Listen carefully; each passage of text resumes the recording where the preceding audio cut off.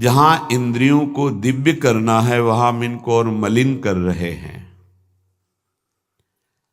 जनेन्द्रिय का वेग न सहने के कारण हम परस्पर शरीरों के आकर्षण में, भोग वासना में लिप्त हो गए। मन और जनेन्द्रिय संपूर्ण रूप से काम वासना से युक्त होने के कारण मलिन हो गई। ये देह पिंड, चाहे पुरुष शरीर हो चाहे स्त्री शरीर हो, कोई खास बात नहीं इसमें खास बात है भगवान की प्राप्ति कर लेना।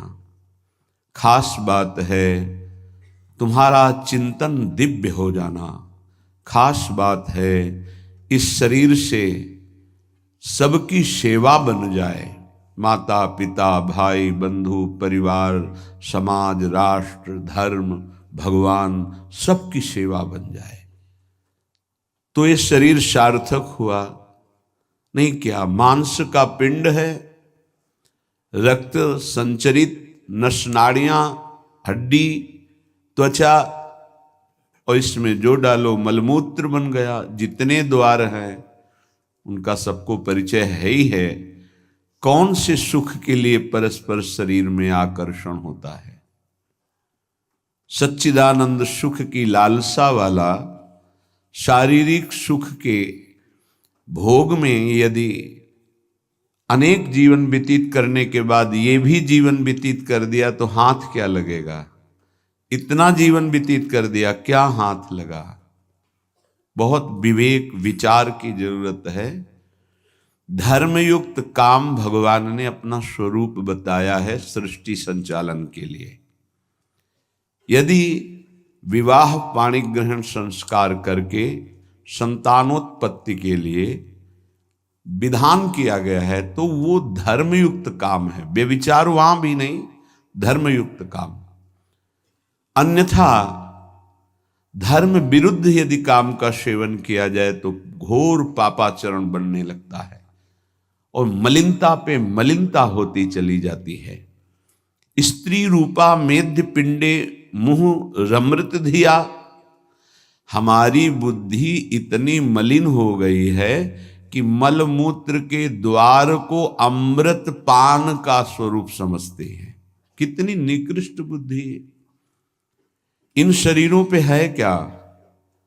ऊपर के द्वार देखो, आंख से कीचड़ निकले, नाक से कितनी खखार के थूको, वमन करके देखो। नीचे के द्वार तो दुर्गंध युक्त मलमूत्र के ही है। किन भोगों में तुम अमृत पान करना चाहते हो? स्त्री रूपा मेध्य पिंडे मुहु रमृत धिया नित्य लोलुभ्यमानम। नित्य तुम लुभायमान हो रहे हो कि अगर ये शरीर भोगने को मिल जाए, ये शरीर मिल जाए तो हमारा जीवन धन्य हो जाए। नित्य लोलुभ्यमानम है क्या? थोड़ा विवेक से विचार करके देखो। धर्मयुक्त संतानोत्पत्ति के लिए भगवान ने आदेश किया है। मनमुखी चाल चल करके मनोरंजन करने के लिए ये नहीं बना हुआ है। फंसते चले जाओगे। अमृत की लालसा से मृत होते चले जाओगे। तुम्हारे विचार मृत, तुम्हारे आचरण मृत, तुम्हारा शरीर मृत, तुम्हारी चेष्टा मृत, क्योंकि मृत लोक में हो। इसका नाम मृत्यु लोक है और खोज रहे हो अमृत। चक्षुर्न क्षुद्र जीवैरपि विहितो। ये नेत्र मिथ्या रूप में लुभायमान हो रहे हैं। चमड़ी ऊपर से गोरी पीली जैसी भी, उसी में हम आसक्त हो रहे हैं। इतने आसक्त हो रहे हैं। परसों एक नवयुवक भाई प्रश्न एकांतिक में कह रहे, जिया नहीं जा रहा, हमको हमारी मित्र ने धोखा दे दिया और हालत भी ऐसी थी कि करुणा लग रही थी कि कृपा करें प्रभु और इनकी बुद्धि को इस दलदल से निकालें। वो जीवन से हारा हुआ व्यक्ति बैठा हुआ है केवल एक बात में कि उसको उसके किसी मित्र ने, मतलब स्त्री शरीर ने उसको धोखा दे के दूसरे से ब्याह कर लिया। धोखा देके मतलब मन की गति है, इसमें धोखा और सही का क्षेत्र नहीं है। ये तो विचरण करता रहता है, आज ये आज ये आज ये। इसका कोई बिरला इसकी इस गति को रोक दे, वही साधना परायण साधक कहा जाता है। पर ऐसा नहीं होता है। जहां तुमसे बढ़कर कोई मिला तो वहां दृष्टि उसकी जम जाएगी, तुम्हें छोड़ देगा। संसार का खेल यही है। तुम्हारा प्यार अगर सही ठिकाने पे पहुंच जाए तो सार्थक हो जाए। वो प्यार मूर्ति प्रेम के खिलौना दो खेलत हैं प्रेम खेल, प्रियालाल, इनसे प्रेम हो जाए तो निहाल हो जाओगे। पर इनसे प्रेम करने के लिए कठिनता है। पहले सर्वत्र से राग हटावे तो इनसे प्रेम होता है, अन्यथा नहीं। सर्वत्र की ममता बटोर कर इनके चरणों में तब प्रेम होता है। बोले नेत्र दूषित हो गए बस यही देखते हुए। यही दुर्दशा है जीव की। सामने भगवान हैं चराचर जगत के हृदय में, उनको कोई नहीं देखना चाहता, और बाहरी केवल चमड़े को देख करके हम आकर्षित हो रहे हैं। ये चमड़ी ज्यादा दिन नहीं टिकेगी, जिसकी तुम देख रहे हो उसकी और तुम्हारी भी, ये नष्ट होने वाली है। इन्हीं को शासन में साधक रखता है। नेत्रेंद्री हम जहां चाहें वहीं जाएगी, अन्यथा नहीं जाएगी।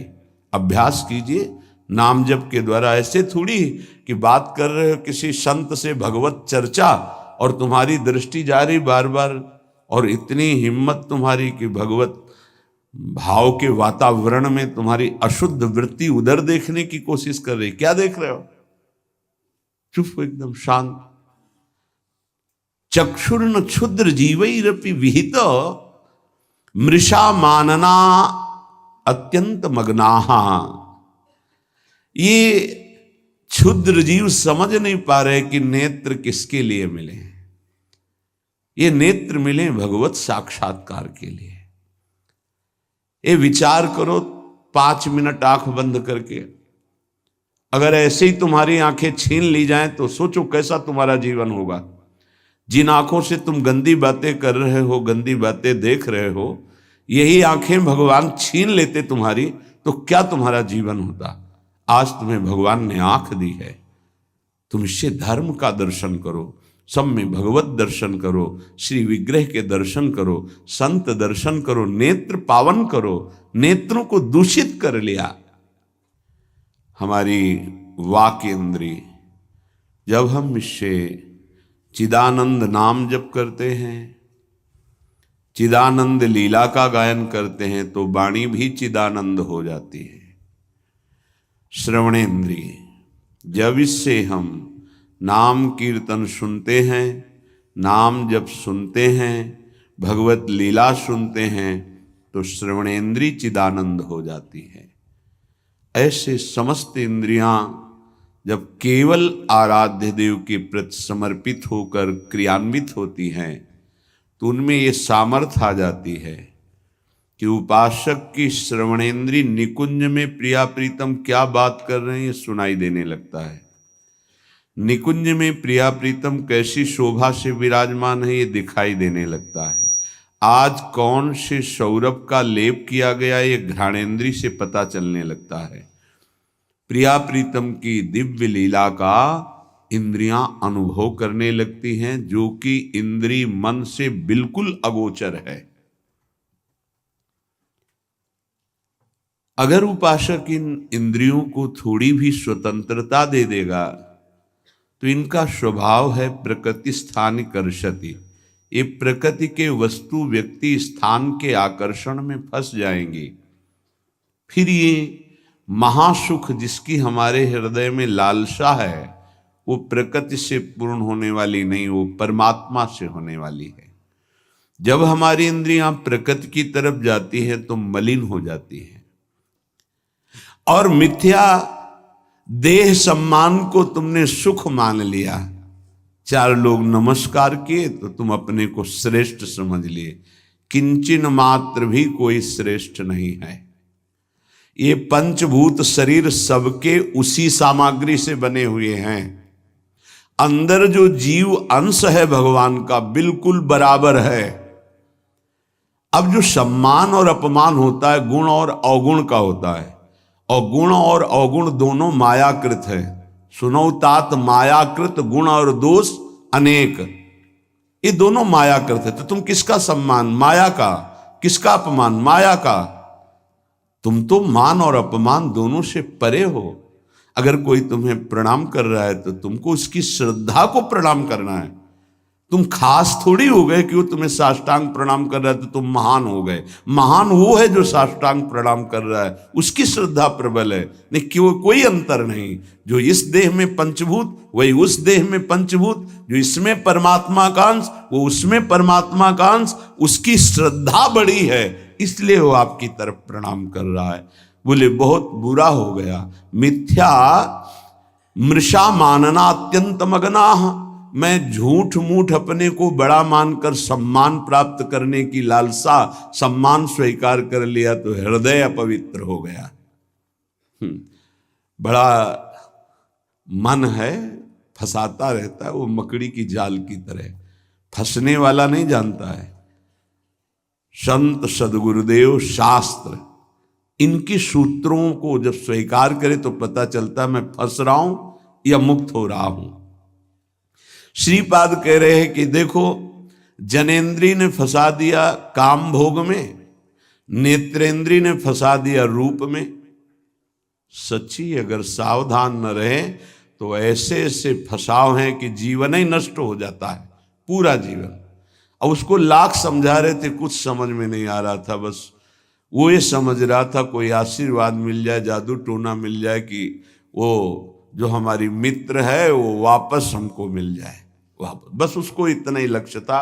और हम ज्ञान विज्ञान वर्णन कर रहे थे, तो सुन बैठा था केवल, क्योंकि समझ में आता है ना आप हमारी बात पकड़ रहे हो कि नहीं पकड़ रहे। नेत्रेंद्री ने रूपों में फंसा दिया, हृदय मलिन हो गया सम्मान प्राप्त करने की लालसा से।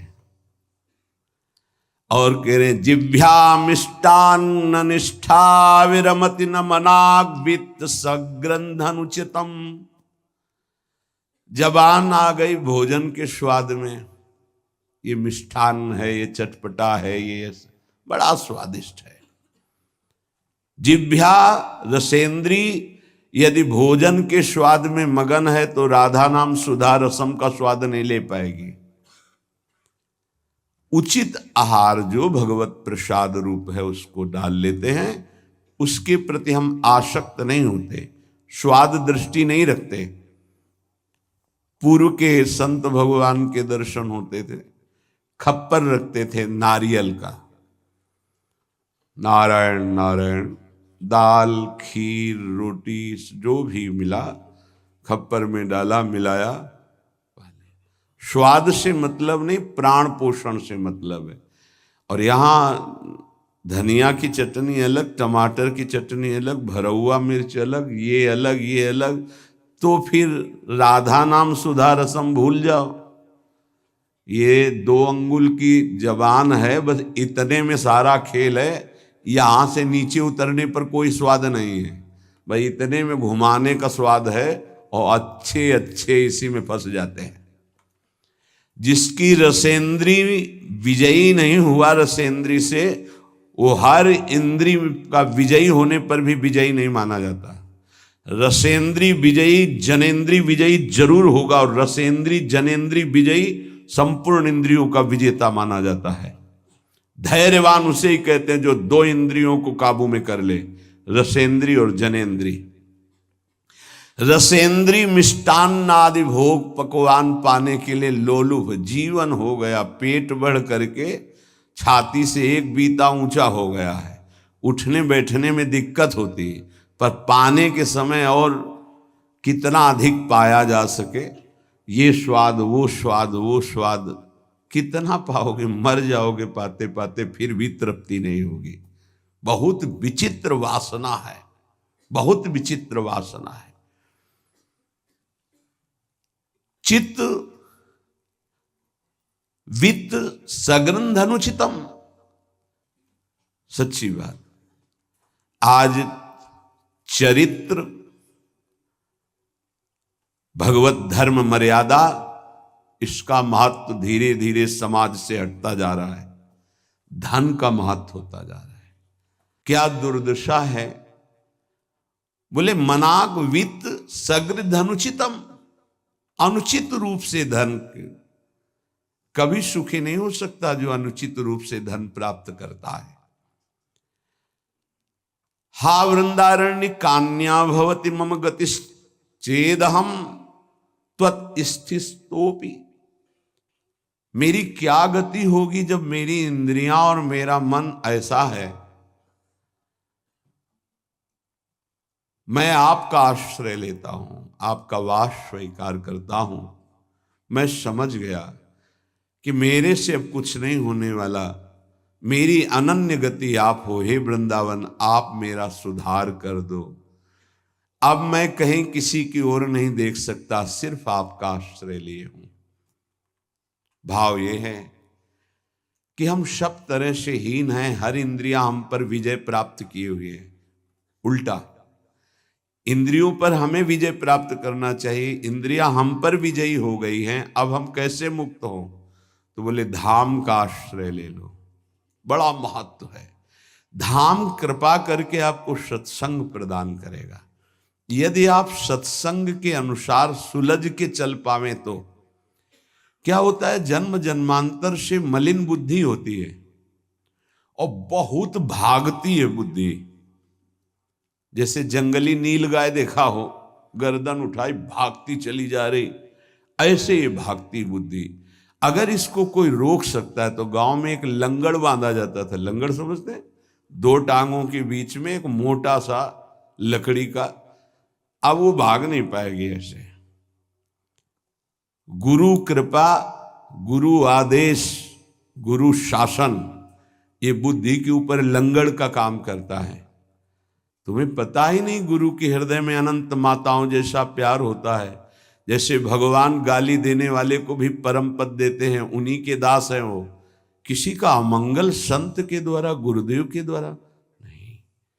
आपका विचार, आपकी सोच आपको अमंगल के रास्ते पे खड़ा करके और ऐसा धक्का देगी कि शायद है फिर बचा पाने की स्थिति न रह जाए।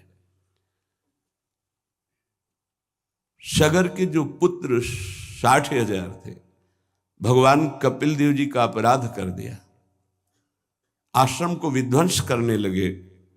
घोड़ा वहीं बंधा हुआ था, किसी ने बांध दिया था, उनको पता भी नहीं था।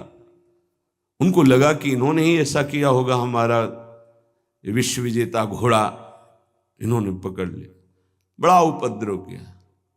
कपिल भगवान ने कोई शाप नहीं दिया, उनकी तपोशक्ति ने उनको नष्ट कर दिया, भस्म कर दिया।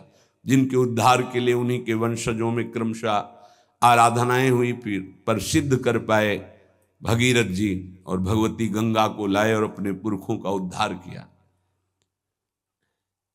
जो थोड़ा भी अपनी बुद्धि को तुम भगवत मार्ग से विमुख करोगे, वो आपको फंसाने के सिवा और कोई मार्ग नहीं बता सकती। यहां समिटना है, अपने अस्तित्व को मिटा देना है, प्रभु के चरणों में पूर्ण आश्रित हो जाना है और जीवन मुक्त हो जाना है। ये रास्ता है। यदि हम भगवत मार्ग के पथिक होकर के थोड़ा भी अपने मन के अनुसार चलेंगे तो मार्ग बदल जाएगा। गुरु आज्ञा तज करहि जे बान, यह अधर्म यह सब हानि, कान न रसिकन मेरा है। पर जैसे जंगली नील गाय होती है ना, उसको ऊपर कोई शासन बर्दाश्त नहीं। वो जब दलदल में फंसती है तब उसकी चाल रुकती है, अन्यथा नहीं। तो माया प्रपंच का दलदल जब ऐसी बुद्धि वालों को रोकता है, तब उनको याद आता है कि क्या मैं कहीं गलत मार्ग पर चल पड़ा क्या। पर जब तक फंसता नहीं तब तक उसे पता ले चल। माया ऐसी बचाव पक्ष से उसको ले जाती कि इतनी दूर पहले ले जाऊं कि ये लौट ही न सके, तब बात बनेगी। श्रीपाद कह रहे हैं कि सब इंद्रियों ने, मन ने हमको अपने अधीन कर लिया। अब तो हे वृंदावन आपका सहारा है। बनाया हुआ सिद्धांत है। रही मन देखी बड़न को, लघु न दीजिए डारी, जहां काम आवे सुई, कहा करे तरवारी। और सिद्धांत उन्हीं का बनाया हुआ है। अगर गुरु चरणों में लघुता आ गई तो विश्व ब्रह्मांड में महत्ता स्पर्श ही नहीं कर सकती तुम्हारा।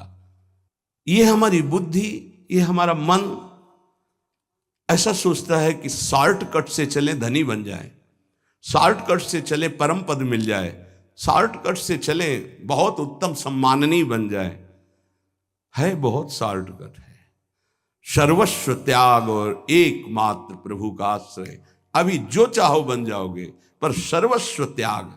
आज तक जितने भी महापुरुष हुए हैं सर्वस्व त्याग से। सर्वस्व त्याग का स्वरूप किसी के नामे कर देना सब प्रॉपर्टी नहीं, अपना अस्तित्व मिटा देना। अम्बरीश जी चक्रवर्ती सम्राट हैं पर अपना अस्तित्व नहीं है, तो क्या हुआ? सुदर्शन चक्र उनकी रक्षा में है और भगवान दुर्वासा जी को द्विज कहते हैं और अम्बरीश जी को भक्त कहते हैं। अहम भक्त पराधीनो अस्वतंत्र इव द्विज। तो मैंने वृंदावन का आश्रय लिया, अब वृंदावन संभालेगा। तो वृंदावन किस रूप में संभालता है? संत रसिक सदगुरुदेव के रूप में संभालता है। यदि हम ना उनकी आज्ञा का पालन करें, अवहेलना करें, तो बड़े कृपालु हृदय के होते हैं जो संत हैं। संत सरल चित जगत हित, जानि स्वभाव स्नेह। तुम क्या जान पाओगे कि हृदय में तुम्हारे ही प्रति कितना दुलार है। सांप को चाहे जितनी प्रार्थना करो, आरती उतारो, दंडवत प्रणाम कर लो, कह दो सीधे चलो, तो कभी नहीं चलेगा वो। उसकी चाल ही टेढ़ी होती सांप की तरह। ऐसे जो कुटिल बुद्धि के होते हैं, हाथ जोड़ो, पैर छुओ, दुलार करो, गले लगाओ, जीवन दे दो, लेकिन वो सांप की तरह ही कुटिल बुद्धि से चलेंगे। उनका जो विषैला स्वभाव है वो उनकी आध्यात्मिक शक्ति का नाश करता है। उनको लगता है मैं बहुत बड़ा अध्यात्म कर रहा हूं। अध्यात्म कहां से होता है? गुरु आज्ञा से होता है। अध्यात्म कहां से होता है? गुरु मंत्र के निरंतर सुमिरन से होता है। अध्यात्म जिसके अंदर है तो त्रिभुवन का संपूर्ण वैभव उसको मृत तुल्य लगता है। मृत तुल्य, न पारमेष्ठ्यम न महेंद्र देष्ण्यम। आपको लगेगा भरण पोषण कैसे होगा? तो भगवान, उनके वचन यही भक्त का आश्रय होते हैं। भगवान ने कहा अनन्यश्चिंत्यन्तो माम, तुम्हारी एक ही जिम्मेवारी है, तुम केवल मेरा अनन्य चिंतन करो। और जो अनन्य चिंतन करता है, ये जनाः पर्युपासते, जो ऐसी उपासना करता है अनन्य चिंतन से, तो योगक्षेमम वहाम्यहम, मैं उसके योगक्षेम का वहन करता हूं। अप्राप्ति की प्राप्ति और प्राप्ति की रक्षा ये मैं करता हूं। शुद्ध परमार्थ को जान लो, जीवन मुक्त हो जाओ, फंसने में देर नहीं लगती। ये मन कभी भी कहीं भी कैसे भी आचरणों में फंसा सकता है। अजामिल जी अपनी इंद्रियों की चंचलता को शासन में लेकर के अपने पिता की सेवा में गुरु भाव से लगे थे। बड़े धर्मात्मा पिता थे। एक दिन वो समिधा लेने के लिए गए तो जंगल में देखा एक शराब पिए हुए व्यक्ति किसी वैश्या से सहवास कर रहा है। अचानक दृष्टि पड़ी। शास्त्र आज्ञा करता है ऐसे दृश्य को एक बार अचानक दृष्टि पड़ने पर दोबारा ना देखा जाए और नमस्कार वृत्ति कि भगवान की माया है, आगे बढ़ जाए। पर वो तो सेवा को छोड़ करके उसी को केवल देखने लगे। देखते ही चिंतन बढ़ा। चिंतन बढ़ता ही संगस्तेषुपजायते, संग की इच्छा आसक्ति प्रकट हुई। जब वो पुरुष चला गया तो उस वैश्या से मिले और कहा मैं आप पर आसक्त हो चुका हूं, तो उसने कहा मेरे जीवन का उद्देश्य ही है आसक्त पुरुषों से धन लेना, उनको सुख पहुंचाना। कहा पूरी पिता की संपत्ति सब वैभव लुटा दिया। आखिरकार उसी के पास रहने लगे, उसके दास बनकर रहने लगे, क्या क्या अमंगल कार्य करने लगे। जहां संविदा लेने गए थे यज्ञ के लिए, वहां पशुओं का हिंसा करके और मांस रांधना खाना, ये सब बहुत गंदा जीवन। एक बार थोड़ा भी कोई धर्म का अनुष्ठान करे तो धर्मो रक्षति रक्षिता, धर्म उसको बचाने की कोशिश करता है, रक्षा करता है। गांव में संत मंडली आई, मंडली ने पूछा यहां कोई पवित्र उदार संत सेवी का घर हो तो बताना, वहां आज हम रुकना चाहते पूरी संत मंडली, ठाकुर को भोग लगाएंगे, आरती पूजा और सुबह चले जाएंगे। हाँ, उन्होंने कहा सबसे ज्यादा पवित्र जामिल है गांव के बाहर, जो वो बगीचा भी सामने वाला उन्हीं का है, वो वैश्या का था। संत स्वभाव विश्वास से होता है, संतों का स्वभाव जो सिद्ध होता है वो विश्वास से होता है। आज तक कभी ऐसा संशय नहीं होता कि आदमी ऐसा बोल रहा है तो इसमें कुछ झूठ भी हो सकता है क्या? नहीं, पर बाद में ऐसा लगता है कि इनको सत्य बोलना आता ही नहीं है। संसारी आदमी को आचार्य की बात फिर याद आती है, पाए जान जगत में सब जन कपटी कुटिल कलयुगी टंचु। कपट और कुटिलता के बर्ताव किसी और कुछ आता ही नहीं।